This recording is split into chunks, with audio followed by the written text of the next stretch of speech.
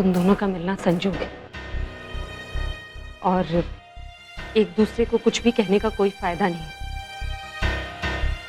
क्योंकि मैंने ही तुम दोनों को यहाँ बुलाया। भाभी आपने बुलाया है, पर क्यों? तुम दोनों की शादी करवानी, अभी इसी वक्त भगवान के सामने।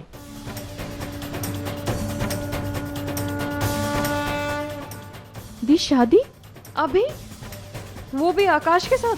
दी आप मजाक तो नहीं कर रहे हो? रच्चू, मैं तुझे मजाक करने के लिए यहाँ बुलाऊंगी। भाभी ये पॉसिबल नहीं है।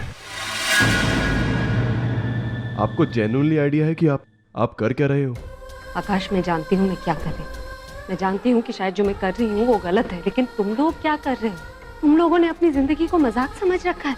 पहले तुम दोनों से गलती हो चुकी है, उससे कुछ सीखा नहीं तुम दोनों ने। ईगो में आकर, गुस्से में आकर जिंदगी के फैसले करने जा रहे हो। जिंदगी में लिए गलत फैसले ना आकाश अंदरूनी चोट की तरह होते हैं, जो दुनिया को नजर नहीं आते, लेकिन बहुत तकलीफ देते। You will regret this forever. दी मैं रिग्रेट नहीं करूंगी। और वैसे भी अभी थोड़ी देर में आकाश की शादी है और उसके बाद हम दोनों की लाइफ में सब कुछ ठीक हो जाएगा। कुछ ठीक नहीं होगा रच्चो, तुझे इस वक्त गलत फहमी हो रही है कि सब कुछ ठीक हो जाएगा, लेकिन इस शादी के बाद तुम दोनों की जिंदगी बर्बाद हो जाएगी। और आकाश, तुमने क्या सोचकर उस लड़की से शादी करने के लिए हामी भर दी? अपने परिवार की खुशी के लिए? तुमने एक बार उस लड़की की खुशी के बारे में नहीं सोचा? तुमने सोचा है कि तुम उसे खुश रख पाओगे या नहीं, प्यार दे पाओगे या नहीं? रचना के साथ जैसा महसूस करते हो वैसा महसूस कर पाओगे उस लड़की के साथ?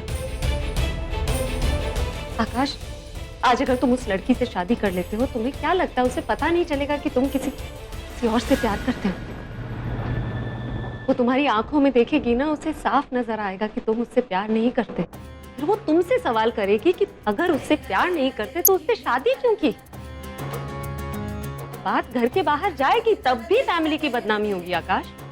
और अगर तुमने उसे एक्सेप्ट कर भी लिया, अपना लिया उसे, तो आकाश, तुमने सोचा है जब वो माँ बनेगी तुम्हें रचना की याद नहीं आएगी? तुम जिंदगी भर उससे झूठा प्यार जताते रहोगे और अंदर ही अंदर रच्चों को याद करते रहोगे। ये भी तो उसे धोखा देना हुआ ना।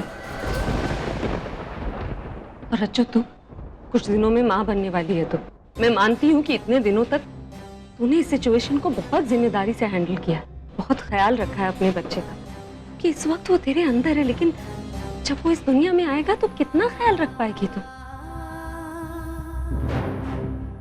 जब तक वो घर में रहेगा ना, सब कुछ ठीक रहेगा, लेकिन एक बार वो बाहर गया ना, तो मोहल्ले से लेकर स्कूल तक सब उसके पिता का नाम पूछेंगे।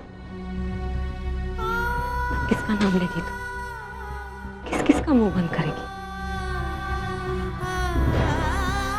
हो सकता है उसके भविष्य के लिए, उसे पिता का नाम देने के लिए तो किसी से जबरदस्ती शादी कर भी ले, तो क्या गारंटी है कि वो उस बच्चे को अपनाएगा? और अगर अपना भी ले तो शायद कभी सगे पिता जितना प्यार नहीं दे पाएगा रच्चो। जब तक तेरा बच्चा चुप रहेगा ना, तब तक सब ठीक रहेगा। जिस दिन बोलने लगेगा, तुझसे सवाल करेगा कि तूने उसे अपने पिता से क्यों दूर रखा, क्या जवाब देगी? तुम लोग दोनों आज जो बेवकूफी करने जा रहे हो ना, उससे तुम अपनी होने वाली पत्नी की जिंदगी और तू इस बच्चे की जिंदगी बर्बाद करने जा रहे हो। तुम लोग एक बार सोच के देखो कि कुछ भी नहीं हुआ, सब कुछ भूल जाओ और सोच कर देखो कि अगर तुम लोगों की शादी हो गई तो जिंदगी कैसी होगी। जिंदगी बहुत अच्छी होगी आकाश, खुशियां ही खुशियां होंगी। बच्चों, जिंदगी में कोई प्रॉब्लम्स नहीं होंगी, कोई मुश्किलें नहीं होंगी, क्योंकि उन मुसीबतों से लड़ने के लिए तुम दोनों एक दूसरे के साथ हो। सुबह उठते ही तुम दोनों एक दूसरे का चेहरा देखोगे, पूरा दिन सुकून से कटेगा कि तुम दोनों एक साथ हो। जब ये बच्चा इस दुनिया में आएगा, उसकी परवरिश दोनों एक साथ करोगे, उसके साथ हर एक नया एहसास, उसका माँ बोलना, पापा बोलना एक साथ सुनोगे, उसकी उंगली पकड़कर पहली बार उसे चलाना, उसका हंसना रोना सब एक साथ महसूस करोगे तुम लोग। मेरी समझ में नहीं आ रहा कि तुम दोनों तुम दोनों इतनी सारी खुशियां क्यों मिस करना चाहते हो? तुम लोगों को मैं इसलिए समझा रही हूँ क्योंकि अगर तुम लोग मेरी बात मान जाते हो तो तुम दोनों का भविष्य बनेगा, और अगर नहीं तो जिंदगी भर पछताना पड़ेगा। जो तुम लोग आज करने जा रहे हो ना, उसका असर तुम्हारे भविष्य पर तो पड़ेगा ही, जिसके जिम्मेदार तुम खुद होगे। लेकिन तुम्हारा बच्चा, वो अपने भविष्य के लिए भी तुम दोनों को जिम्मेदार ठहराएगा।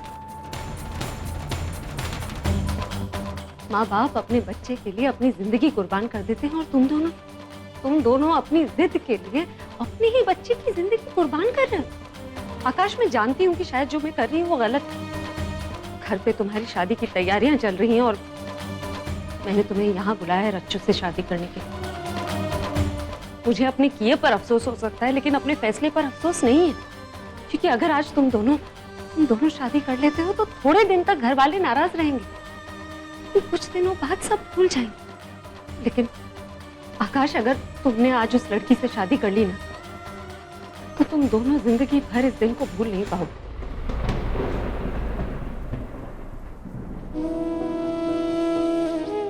मैं चुप नहीं रह पाई। मेरा काम था तुम लोगों को सही रास्ता दिखाना, तुम लोगों को तुम्हारे भविष्य का आईना दिखाना। तुम्हारी जिंदगी है, इसके फैसले करने का हक तुम दोनों का। अब तुम दोनों डिसाइड करो, तुम दोनों एक दूसरे की यादों के सहारे जीना चाहते हो या एक दूसरे का सहारा बनकर?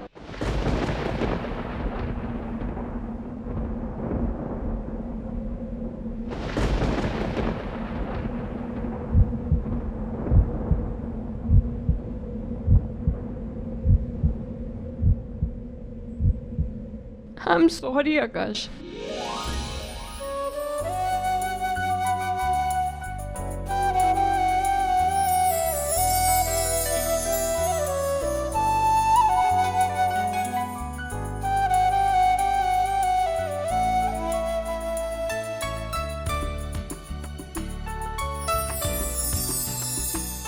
प्लीज मुझे माफ कर दो।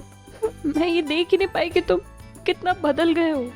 अपने बीते कल को याद करके मैं देख ही नहीं पाई कि तुम मुझसे कितना प्यार करते हो।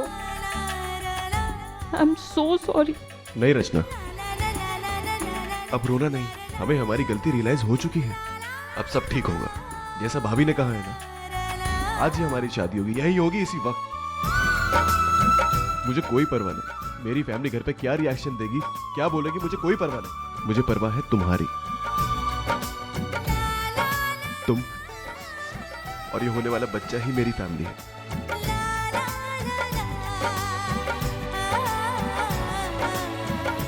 आई लव यू रचना।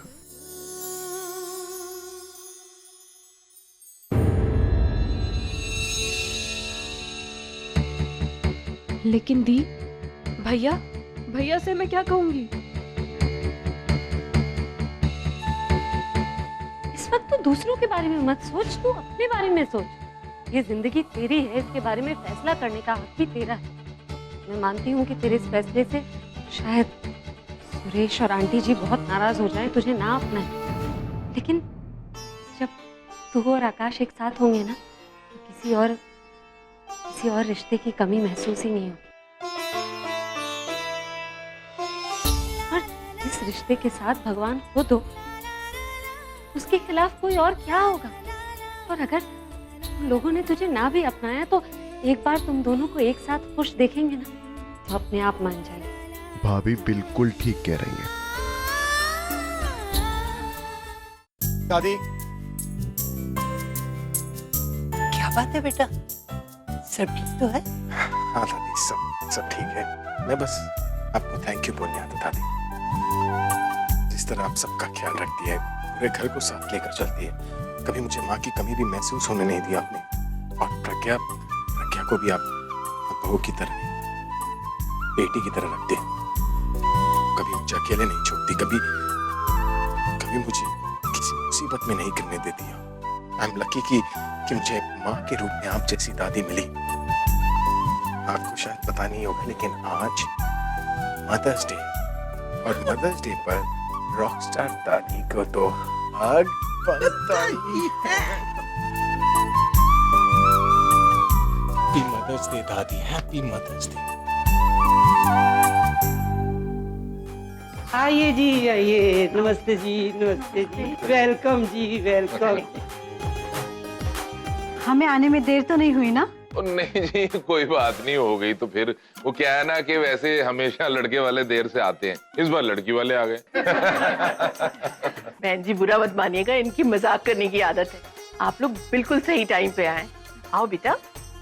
वैसे मानना पड़ेगा, आपने सच में एक दिन में सारी तैयारियां कर ली। हाँ ओ जी, ये सारा मेरे अभी का कमाल है। वो देखो अभी तक काम पे लगा हुआ है। प्लीज डोंट माइंड, लेकिन क्या मैं उनके साथ एक पिक क्लिक कर सकती हूँ?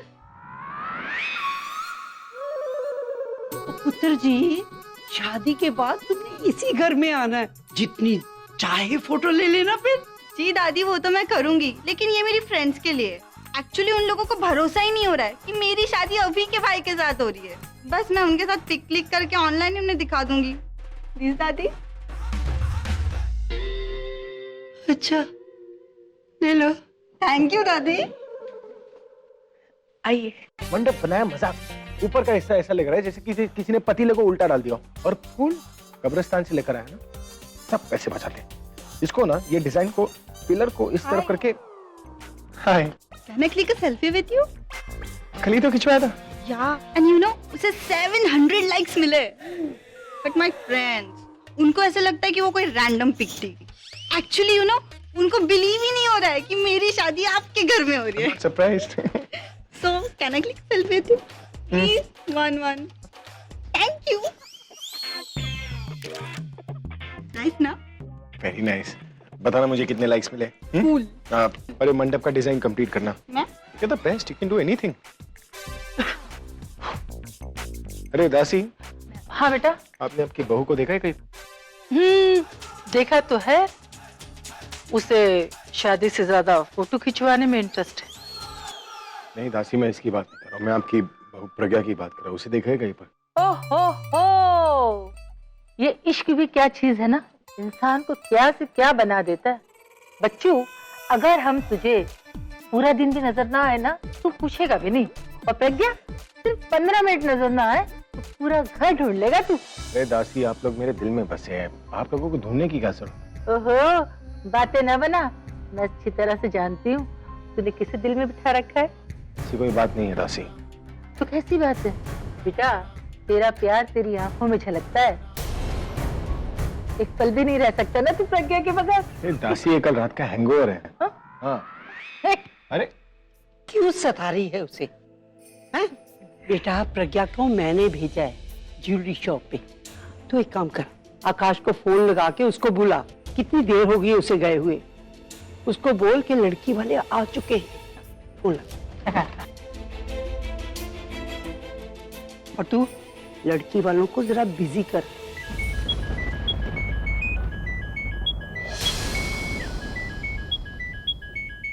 भाभी, भाई का फोन आ रहा है।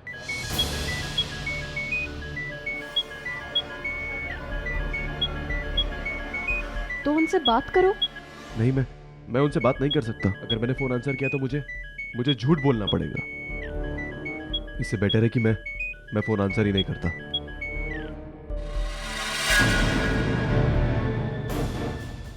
ये फोन क्यों नहीं उठा रहा?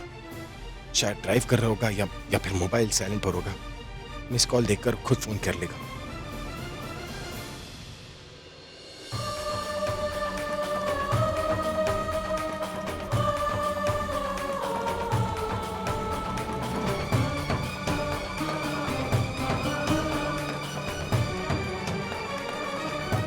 बच्चों, आकाश, इस मंदिर के पंडित जी तुम दोनों की शादी करवाने के लिए राजी हो गए।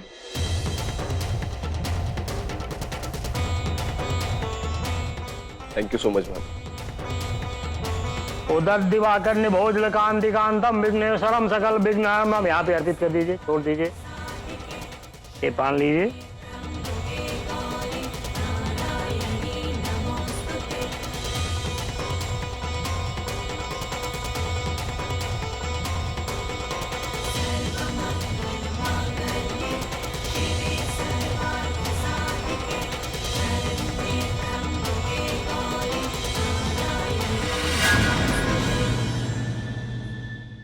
ये तो सुरेश की बहन है रचना। ये किसके साथ शादी कर रही है? और सुरेश कहाँ है? लगता है उसे पता ही नहीं। मुझे उसे बताना चाहिए। बाकी तो सब तैयारियां हो चुकी हैं, पर पंडित जी अभी तक नहीं आए। जरा फोन लगाओ उनको। अभी लगा के आए। हाँ दादी,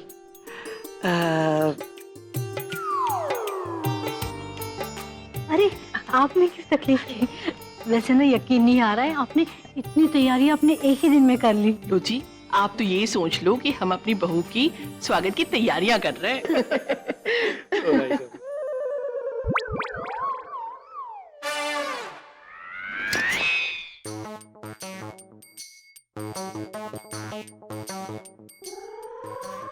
हाय हाय, एक सवाल पूछूं? हाँ। ये सेल्फी क्लिक करने के अलावा भी तुम्हें कुछ आता है? जी? मेरा मतलब ये है, ये जो तुम फोटो खींच रही हो ना अपने ऐसे से, उसके अलावा भी कुछ काम आता है? मेरे कहने का मतलब ये है कि ऐसे तो हमारी मम्मी जी ना बहुत अच्छी सास है, लेकिन ना वो घर के कामों में ना थोड़ी सी स्ट्रिक्ट है।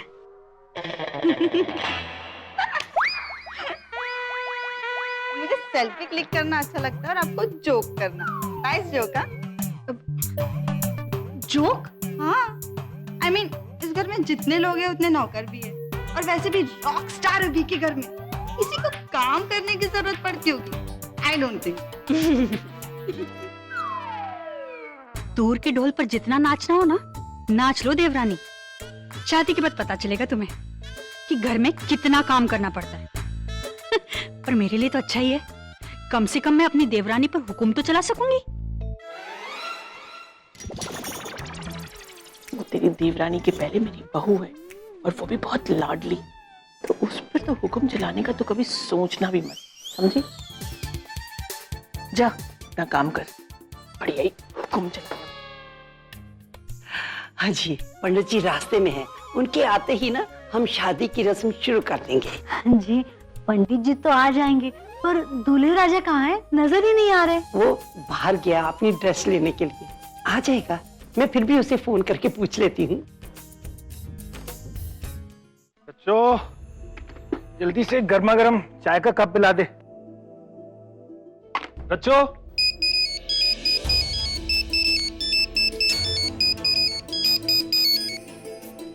हेलो भावेश भाई। सुरेश सुन। क्या हुआ भावेश भाई, आप इतने घबराए क्यों हैं? वो पता है तुझे यहाँ पर क्या हो रहा है? कहाँ क्या हो रहा है? वो तेरी बहन रचना, वो शादी कर रही है। क्या बकवास कर रहे हो भावेश भाई? रच्चो तो घर पे, और आप कह रहे हो कि वो शादी कर रही है? वो घर में नहीं है, मैंने देखा, वो इस वक्त मंदिर में है। भावेश भाई एक मिनट। रच्चो, रच्चो,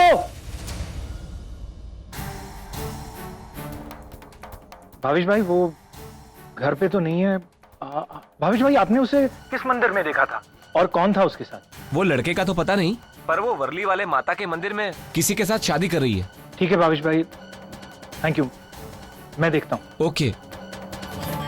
आप लोग के लिए कुछ कोल्ड ड्रिंक लाऊं? अरे बेटा, तुम अकेली सेल्फी ले रही हो, आज हम लोग मिलके लेते हैं। हाँ, अरे अरे भाई, ये हो क्या रहा है? अरे दुल्हन तैयार बैठी है, दूल्हे का कुछ पता नहीं। दीदी आपने दूल्हे को बाहर क्यों भेजा? शादी के दिन कोई दूल्हे को बाहर भेजता है? वो उदास बैठा था, मैंने कहा थोड़ा बाहर जाएगा तो ठीक हो जाएगा। अभी क्या हुआ? क्या होगा? वो पहले आकाश फोन नहीं उठा रहा था, अब उसका फोन नॉट रीचेबल आ रहा है। आप लोग टेंशन मत लीजिए, मैं डिजाइनर से बात करता हूँ। भाई, क्या वो आप लोग इतने टेंस क्यों लग रहे हैं? अरे क्या आकाश ने बताया कि वो कब तक वापस आएगा? नहीं तो फोन कर लेते हैं उसे। अरे उसका फोन नॉट रीचेबल आ रहा है, अब तू भी करके देख ले। जी दादी। Let's go call the designer. दीदी आप बैठ जाओ, टेंशन ना लो, आप बैठो, आओ बैठो। कभी ऐसा हुआ इस घर में कि ड्रामा हुए बिना कोई फंक्शन हो जाए यहाँ? अच्छा है, मैं तो कहती हूँ आकाश आए ना आज तो शादी ही नहीं होगी, तो इस लाडली बहू की इस मोटी सास के ना सारे सपने चकनाचूर हो जाएंगे।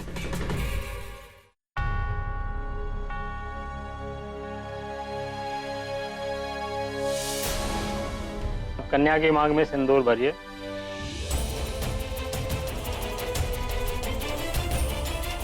रचो